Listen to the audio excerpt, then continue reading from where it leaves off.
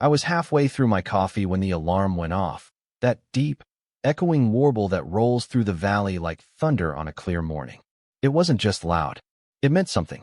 It meant someone had tripped the southern gate, and around here, that's not a small deal.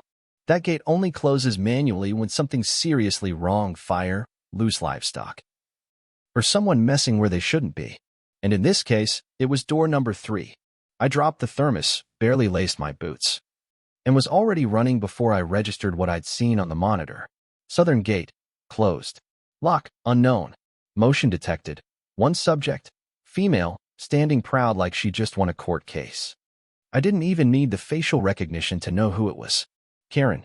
Now, I don't like throwing the name around. There's enough poor Karens out there just trying to buy eggs in peace. But this one? She earned the title. Karen Whitmore, HOA president of the Shady Pines community, which sits like a square peg shoved into the curve of my ranch land. Moved in 6 months ago with a golf cart and a clipboard and started swinging her imagined authority around like a sword. Reported me for rural odors, said my rooster crowed unreasonably early, and once sent me a note accusing my fencing of being aesthetic pollution. But this wasn't about notes or complaints. This was trespassing. This was interfering with the gate system I personally designed when I retired from Army logistics and decided I'd rather wrangle Mustangs than spreadsheets. As I rounded the barn, I saw her, arms crossed, sunglasses perched like a tiara, and behind her, some poor 20-something in a security vest that screamed mall cop cosplay. The kind of guy who looked like he'd rather be anywhere else. I didn't break stride. Give him one look, and he wisely stepped aside. Karen, of course, was already mid-sentence before I even got within speaking range. "You're trespassing on HOA-monitored grounds," she said, waving her clipboard like it had a badge on it. "You're 5 feet inside my fence line," I said, nodding at the private ranch, no access sign she was standing under. "This gate has been deemed a violation," she sniffed. "There are excessive animals too close to the residential zone." "You shut my livestock gate?" I asked, voice dropping just enough to get her attention. "Yes," she said proudly. "It's not compliant with neighborhood standards." That's when the metallic clank echoed behind us. A wild whinny followed. My horses, Shadow and Blaze, were already kicking against the paddock fencing, confused and stressed. Karen flinched, not out of guilt, out of annoyance. "That gate," I said, pointing at the one she'd locked, "isn't ornamental. It controls their grazing access. You didn't just close a gate, Karen. You cut off their movement and triggered an emergency lockdown. That alarm? That's not just for me. It pings the county system too. You just brought the sheriff out here." For the first time, she looked uncertain. Her grip on the clipboard faltered. "You're being dramatic," she muttered. "No," I said, stepping past her and inspecting the padlock she'd slapped on like it was a bike chain at a middle school. "You're being criminal." Almost on cue, a cruiser rolled up the gravel path. Deputy Mallory stepped out, adjusting her hat with a sigh that said this wasn't her first Karen rodeo. "Morning, Cole," she nodded at me, then turned to the trespasser. "Ma'am, we've got a report of unauthorized tampering with ranch infrastructure." "That you?" "I'm the HOA president," Karen puffed. "I have the authority." "No, you don't," Mallory said, pulling a citation pad.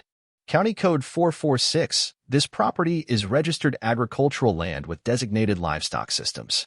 Tampering with them is a civil offense. And if animals are endangered, it becomes criminal." Karen turned red, then paler, then red again. "Remove the lock," Mallory said. "I don't have the key," Karen mumbled. Of course she didn't. She probably bought the lock on a power trip whim. I sighed, grabbed my bolt cutters, and freed the gate. The second it swung open, Shadow and Blaze trotted out, tails flicking. Muscles still tense, but settling. Karen muttered something about lawyers and stormed off in her golf cart like a raccoon kicked off a porch. That night, I sat in the barn office and replayed the footage. Camera angles, audio logs, timestamped movements. It caught everything: Karen's smug entrance, the fake security guard, the illegal locking. Even the moment her face dropped when she heard the siren. The system auto-tagged it. Security breach, Sector 3. I labeled the file and opened a folder I'd jokingly named Plan K months ago. It had started as a joke with my nephew, mostly passive legal measures, signage upgrades. But now, it was starting to look more like a playbook. The next morning, I heard rumors floating in from the HOA tent pavilion, whispers, half-truths. One neighbor thought there was a coyote attack. Another said my system was militarized. One guy even swore aliens were testing cattle control devices. But one thing was certain: Karen had stirred the pot, and folks were talking. She tried to spin it too. Set up a meeting under the tent with her grainy poster board showing property intrusion and unregulated livestock. Photos zoomed in on my horses near the fence line. Shadows exaggerated like she was filming a horror flick. Said she was protecting the community. Blamed me for the alarm system's overreaction. I showed up quietly. Dropped a thick folder on the HOA table. Certified property maps, fence surveys, livestock corridor rights, and my deed. Then I stepped back. Didn't say a word. Karen fumbled. Tried to accuse me of intimidation. That's when I pulled out the still frame from the camera, her slapping the lock on my gate. The room went dead quiet. The HOA chair. A retired postal worker named Doug cleared his throat and said the motion would be postponed for legal review. Karen looked like someone deflated her with a pin. She didn't quit, though. Next day, she put up fake, quiet zone, no livestock after 5 p.m. signs along the fence, every 15 feet like plastic soldiers. I left them up, figured they'd make great evidence. Then she escalated again. Sent 2 guys in matching HOA external enforcement shirts to inspect my fence line. One took a picture of a watering trough. The other tried to rattle the gate like he was checking for weaknesses. That's when I stepped out of the barn with my phone already filming. I'm Cole Granger. This is private ranch land. You're being recorded. One of them stammered about a neighborhood compliance check. I pointed to the gate and pressed a button. The speaker blared. Unauthorized interaction detected at South Gate. Event recording in progress. They damn near tripped over each other getting out of there. That night, I called Jess Monroe, a ranchland attorney I'd worked with before. Sent her everything: the footage, the signs, the Facebook posts. She filed a cease and desist against the HOA and a personal notice to Karen for harassment and property interference. But Karen, she wasn't done. Friday, just before noon, a dump truck rolled up and unloaded a mountain of gravel right across my back access road. Not county marked. No permit. Just there. Blocking my feed deliveries, my vet's path to the pregnant mare, and the irrigation lines we'd been prepping. Karen, sitting nearby in her golf cart, arms crossed like she'd won again. This is a safety buffer, she said, until the board reviews trail usage. This is my legally registered ranch road, I said. You just crossed the line again. I guess, she smirked. You better call the county. So I did. But first, I checked my camera. Caught it all. Karen directing the driver where to dump, then waving as he left. No permission. No authorization. Jess called it Exhibit Gold. Still, I had horses to move, and no way to do it through the main trail. That's when Plan Mustang came in. Months back, during a barbecue. My techie nephew and I had trained Shadow and Blaze to respond to a whistle pattern for emergencies, fire routes, blockades, whatever.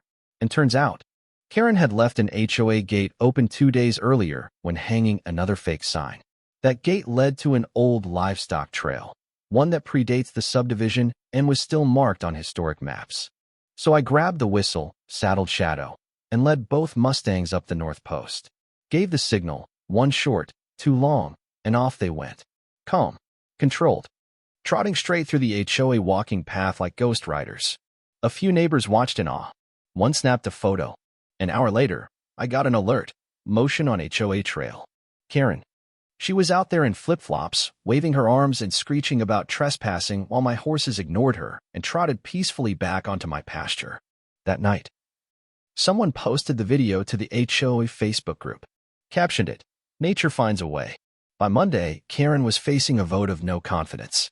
HOA members, tired of her chaos, turned. They'd had enough fake rules, enough dumped gravel, enough of her acting like sheriff of someone else's town.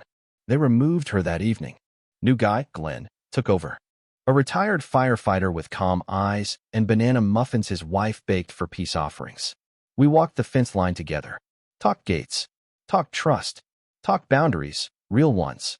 That weekend, I hosted Fence Freedom Day. Barbecue, pony rides, a fiddle under the oak. Even folks from the HOA came. Some brought lawn chairs. Some brought pie. One guy asked if the alarm would go off if he stepped across the fence. When it didn't, he laughed and said, "Guess the land forgives us now." Later, one of the kids pointed to the gate and asked if Karen would ever come back. I said maybe, but if she did, the cameras were smarter, the system tighter, and the horses? They always knew another way through. Now I want to hear your story. Ever dealt with a power-tripping HOA? A Karen with too much free time and too little common sense? Tell me in the comments.